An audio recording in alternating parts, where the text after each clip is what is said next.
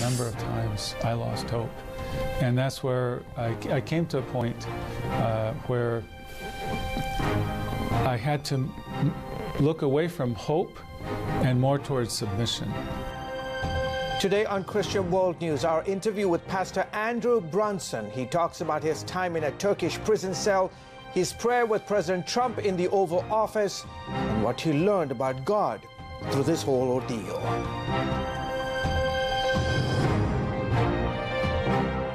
Hello everyone, welcome to this week's edition of Christian World News. I'm George Thomas. And I'm Wendy Griffith. Well, after 2 years held prisoner in Turkey, Pastor Andrew Brunson went from a courtroom to the Oval Office all in less than 24 hours. The world watched as he thanked President Donald Trump and then knelt down to pray for him. The pastor's journey began 2 long years ago when Turkish officials detained Brunson and charged him with trying to overthrow the government. In our Christian World News interview, I asked him about that experience and how God got him through. Andrew, how did God sustain you these last 18 months? Well, I think through the prayers of God's people. What I've said to my wife, I said, where is all the grace that I expected to come pouring out from these? Obviously, many people are praying, where is the grace? And what I found is that God was taking me a different route and was not letting me feel or sense the grace that is there, that's sustaining me. So I say it was like an unfelt grace, an unseen grace. But then as I look back on the things he brought me through, and I realized my incredible weakness, then I say, oh, he was there the whole time. He was carrying me through. The grace was there, I just didn't sense it. Did you ever lose hope? Oh, yes.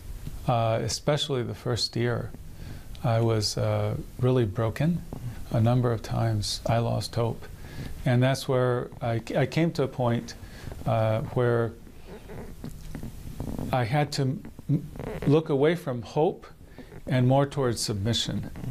And the point of the submission was saying, God, if this is what you have for me, I don't have the strength to do this. I can't endure in prison long term for years. I don't want to. But if this is what you have for me, then I want to serve your purposes. But then I need you to strengthen me. I need you to pour into me the courage, the strength, the perseverance, the steadfastness of Jesus, because I don't have it. So every day I would pray for this. And it became my cry was, I want to be found worthy to stand before you on that day without regrets from things left undone, from cowardice. So I don't want to be a coward. I don't want to leave undone the assignment that you've given me. But I need your strength for it. Noreen, you were in prison with Andrew for 13 days, then you had a chance they let you go. What got you through those 18 months when you only had a chance to see Andrew once a week for 35 minutes? It then got extended to an hour. But what got you through? Yeah, again, first of all, the prayers of people around the world. Some were especially touching to us. All prayers were wonderful. We were really touched by the prayers of the Turkish church. We were touched by the prayers of Iranians, Chinese. These are suffering churches. And to know that they are praying for us was just very humbling. So that was, there's no question that we were carried on a wave of prayer. Yeah, secondly, it's just pressing into the Lord. Difficult times, that's what we do, right? We have to press into the Lord a whole lot more. So. And I'm sure that there were days when you were getting ready to see your husband, once a week. Sure. That you were weak, and absolutely. And in some ways you had to. Absolutely. Did you have to dig deep in order to be there for him? Absolutely. Yeah. So it was hard to get up in the morning. Every morning I was just very slow to I'd wake up. I sleep well at night, but I wake up and I'm back in this again. And very slow to start my day, but I had to just start it with the Lord, definitely. Certain things I would pray through. It wasn't a rote thing, it was fresh every day because I knew how much I needed it. And there was a shift from, Lord, walk through this day with me, to, Lord, you lead me. We're still walking together, but you lead me through this day. So definitely spending a lot of time in His presence, sometimes just sitting quietly, because I thought, what can I say, Lord? But definitely holding on to him. We at Christian World News, we were reporting on your plight for a very long time. Literally, there were people in some of the most difficult parts of the world, whether it's Afghanistan, Iran, China, Saudi Arabia, all around the world, believers who were facing tremendous challenges, but they knew your story and they prayed. Amazing. How does that make you feel? Well, I never felt worthy of this prayer. It was astounding to me. As Noreen would tell me, I'm very isolated in prison, but Noreen would tell me, these people are praying here, they're praying in this other country. And I'm thinking, why? Because, you know, we're in a corner of Turkey ministering for years in relative obscurity. Why should all these people be praying for me? And I came to see that the Lord was doing something much bigger than just dealing with me. That He was gathering prayer, I think, for Turkey, for the purposes that He has for that country, and also in the Middle East. So I think I'm a little part of something very big that God is doing. And that's why God raised awareness in other countries and had people praying for us. Thank you for coming on the show. Thank you. George, that's so amazing that you got to sit down with them. I got to meet them briefly, but you really got to find out what it was like to be in that Turkish prison. What was that like for you? Well, I mean, it really, you know, you get a sense that he's processing this. I mean, it's only been a week since he was released, so it's going to take some time, but clearly he went through an incredible ordeal for the first year. The second year was much better, but that first year, those first few months were very, very difficult, and truly our prayers have been answered. All right, thank you, George. You're welcome. Well, coming up, we talk with a religious freedom group that fought for Brunson's release and learn how President Trump's tough tactics won the day. The American Center for Law and Justice has been fighting for Pastor Brunson's release since the very beginning. And joining us now to share more is senior counsel from the ACLJ, Cece Heil. Cece, thank you so much for being with us today. Thank you so much for having me. Well, tell us about the work that the ACLJ was doing and has been doing to free Pastor Brunson. Sure. We were retained right in the beginning in October of 2016 after Pastor Brunson and actually his wife Noreen were arrested.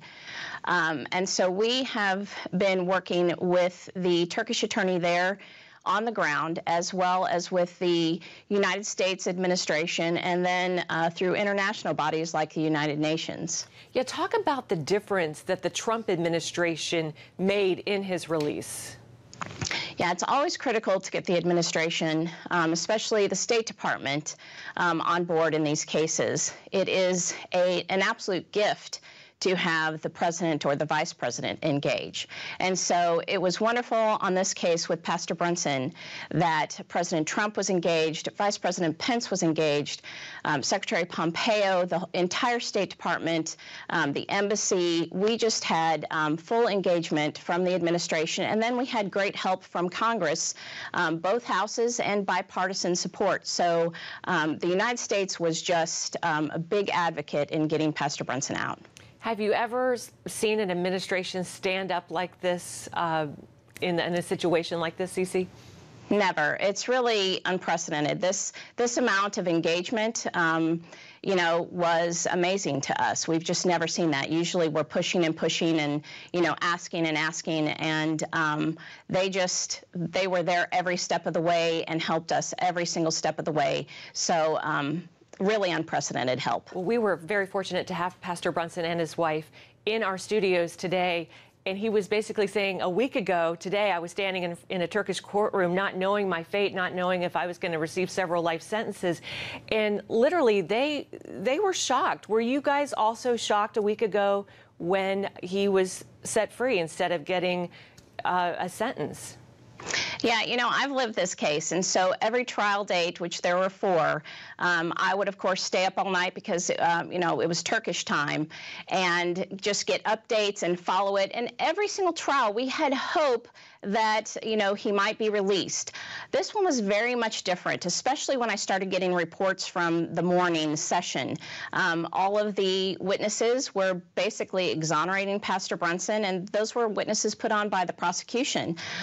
So we knew something was a little bit different, that they were setting up the possibility to release him. But, you know, you never know. We just didn't know. And so it was very exciting, you know, when the judge made the ruling healing, and we found out that there was a conviction, but released on time served. So, you know, very great news and a great report. How much do you think prayer played a part in his release? I think it was the major part, absolutely. I mean, we do our work as attorneys, and we do it well, but it's God who moves the heart of kings, and, you know, prayer is what also moves God's heart. So I believe it was the faithful prayers of people all over the world that were praying for this release, praying for Turkey, and even praying for, you know, us at the ACLJ and the work that we did. And I believe that was crucial and critical. And of course, there are many others who are still behind bars. What does this victory for Pastor Brunson say to persecuted Christians around the world? You know, we do international human rights law, so, you know, this is what we do. And unfortunately, there are still many Christians suffering behind bars. And we won't stop our work and efforts, but it is certainly very encouraging when we do have a victory and we are able to get someone out and get them back to their family and back to their home. That was just being at Andrews Air Force Base and seeing the Brunsons get off the plane and being reunited with their children. You know, that's why we do this work. So hopefully it does give hope to those around the world that, you know, there is hope, and that hopefully it also encourage people to keep praying for those people. Yeah, and finally, what other cases are you all working on right now, and who should we be praying for? You know, Asiya Bibi is probably the one that is most on my mind right now, because we're waiting for a verdict.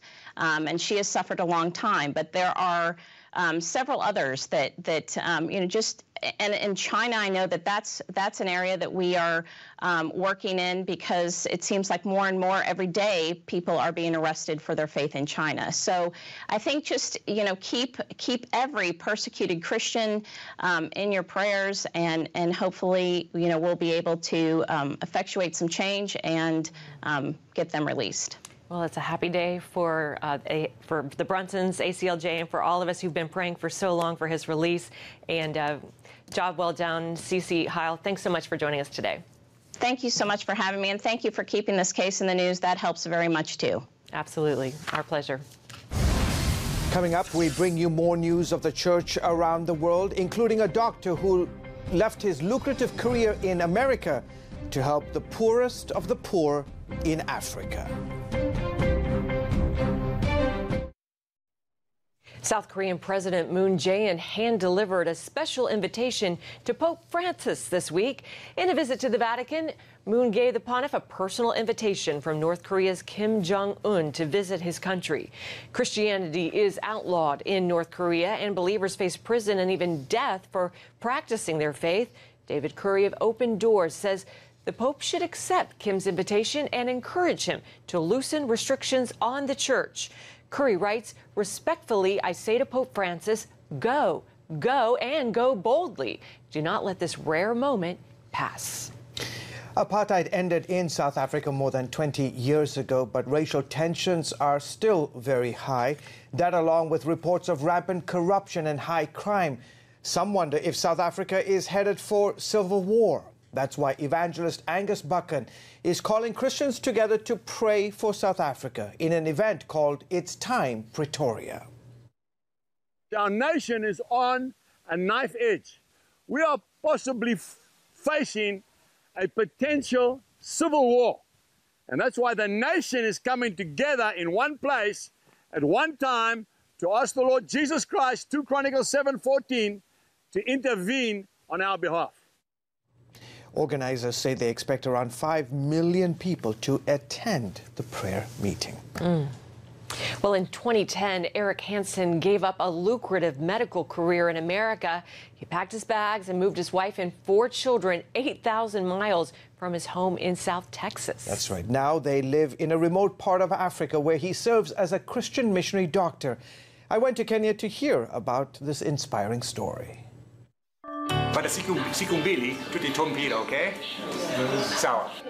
Dr. Eric Hansen didn't speak Swahili before he moved to Kenya. In fact, he and his family never planned on living on the African continent at all. My wife actually asked me when we were dating if I was going to be a long-term cross-cultural missionary, and I said no, and that was the right answer.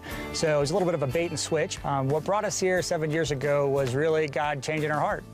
The Hansens moved from Texas to Kenya, specifically to work at Kijabe Hospital, which is about an hour outside the capital city of Nairobi. Where are things with you? Are you okay? Are you ready? Okay, so can we... Hansen is the lead pediatric surgeon at Kijabe. By definition, he's a missionary doctor, but the definition is changing. The model of the past, where mission hospitals were staffed almost exclusively by expatriate missionaries, is maybe relevant in some places, but increasingly not the best model. And I think that as we train, as the Kenyan staff here at Kijabe grows, half the physicians are African here. Scrub team, we have Murevi, Francis, Kimani's here also, and then we have students. Okay. If that means that in 10, 15, 20 years, I'm not needed here, that's fantastic. But if I am, that's fine too. To better appreciate the services provided by these Christian hospitals, you just need to look at the numbers. For example, here in Kenya, 40% of the medical services are actually provided by these Christian hospitals. If he were simply a surgeon, Hansen could perhaps treat hundreds of children each year, but as a teacher, the reach is far greater. Training these people who will go out and train others, we're talking about tens of thousands of children. That's more than I could ever do in a lifetime. I think it's a great testimony to the love of Christ. Well, we try to put the names of all the children next to over their head, and just let them know that they're loved. Every opportunity we get to care for someone is an opportunity to be love. It's a sentiment shared by many at the hospital, including Chief Surgeon Dr. Peter Bird. So I might be very good at taking appendix out, but someone like Mercy or other pastors are really good at just sharing the gospel. That's critical. You can't just be populating hell with all these people with excellent hernia repairs. You've got to be actually doing more than that.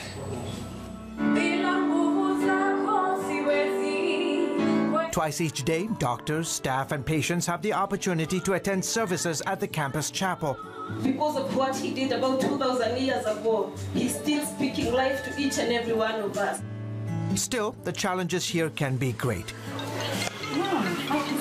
And there are everyday life challenges living abroad. Hello. The Christian is on the way. Hello.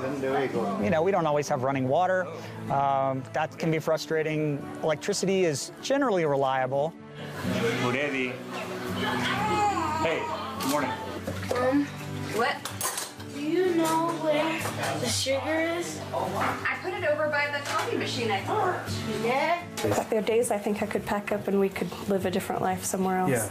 Yeah. But ultimately, we wouldn't trade this life for anything. Big picture, we're happy here. We have a sense of purpose, a sense of calling. I think the challenges that we have here ultimately pale in comparison to the opportunities that we have. There's the epiglottis, okay? It's a privilege to be able to operate on anybody. From a surgeon standpoint, it's a cool case. From the patient standpoint, we hope we can really help the child and the family. And then from a training standpoint, it's key. Hansen and Bird could easily make 6 figures in their home countries. Where I come from, Australia, there are many surgeons. They don't need another surgeon there, really. Instead, they have chosen a different life, a different calling, with its own unique rewards. Living here, we feel like we've hit the lottery. It's about obedience. It's about, you know, love, hopefully response and love, and loving other people that are my trainees, but also my colleagues and also the patients. So let me say a prayer for Moby. God in heaven, we pray for your mercy. I thank you for the chance to take care George of Thomas, CBN News, Kijabe, Kenya. And welcome back to Christian World News. Here in America, it will be years before Florida's Panhandle recovers from Hurricane Michael. Packing 155 miles an hour winds, the storm blew buildings off their foundations and snapped trees in two. It's incredible. Those who fled the storm are returning to see what's left of their homes. As Caitlin Burke reports, churches were also hit by the storm, but even so, many are looking to serve their community. Residents who fled Florida's Panhandle ahead of Hurricane Michael are beginning to make their way back home. to see if there is any home left. It's pretty devastating. Like, everybody we know lost their house. Everybody. And our jobs. It's a devastation. It's like a bomb just went off here. In Panama City Beach, Florida, churches are ready to help, even though they weren't spared destruction. Destiny Worship Center lost the side of its kids building, but that's not stopping them from serving their community. The church is helping to collect and deliver basic necessities to those in need. Well, really, we're beginning to communicate to take supplies here on the beach level and bring them over into Panama City and Springfield and Callaway, where the churches over there were really destroyed, major damage, and allow them to be collection points to take the supplies that people are giving us and distribute to the people in need. Just down the road, Lighthouse Church took a more direct hit. The eye wall of Hurricane Michael came right through this area, and you can see the type of damage that can do. But the folks here at Lighthouse Church say this is not going to stop them from being the hands and feet of Jesus. Lighthouse Church welcomed all who could make it to worship with them on Sunday. I think we all know that's just a building. It's just a building. We can build a building, but we want to make sure our community is taken care of. We want to make sure our members are taken care of. We have teams out right now. We have 7 teams running right now with chainsaws and front-end loaders, and we're moving trees and making sure that everybody is accounted for and, that they can get out and they get the aid that they need.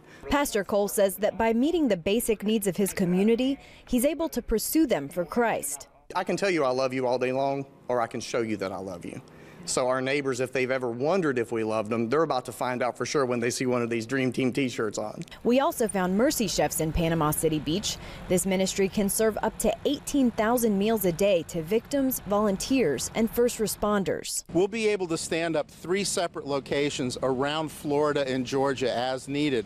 But from those sites, we send food out to different distribution points. As devastated as this area is, God can be found. Not in the destruction, but in the response. Caitlin Burke, CBN News, Panama City Beach, Florida. Wow, I've never seen anything like that. And good news is that our folks like Operation Blessing are going to be there long term. That's right. Okay, folks, thanks so much for joining us this week. Well, until next week, from all of us here at Christian World News, goodbye and God bless you.